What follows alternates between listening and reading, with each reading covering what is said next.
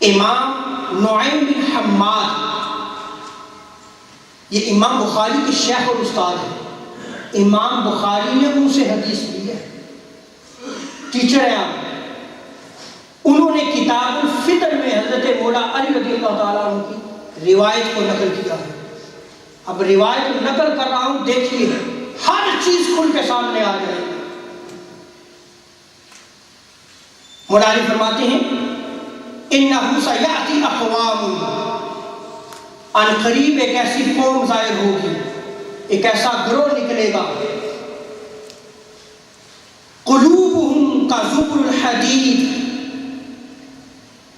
جن کے دل لوہے کے ٹکڑے کی طرح سخت ہوں گے۔ یہ کون ارشاد فرما رہا ہے؟ حضرت مولا علی، کہ جن کے دل لوہے کے ٹکڑے کی طرح سخت ہوں گے۔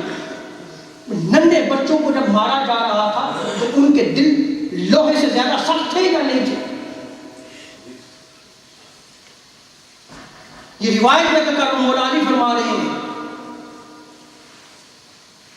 اور آگے شاہ فرماتے ہیں لا مشاعر لہم، یہ ایسے بدبخت ہوں گے، وحشی ہوں گے، درندے ہوں گے کہ ان میں رحم دلی نہیں ہوگی، رحم اور احساس تک نہیں ہوگا۔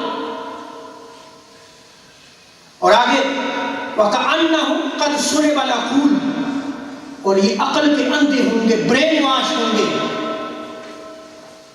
اور آگے کیا ارشاد فرمایا؟ لا يرحمون لا يتفهمون لا يتكلمون، نہ رحم کریں گے، نہ کوئی بات سمجھیں گے، نہ بات کریں گے۔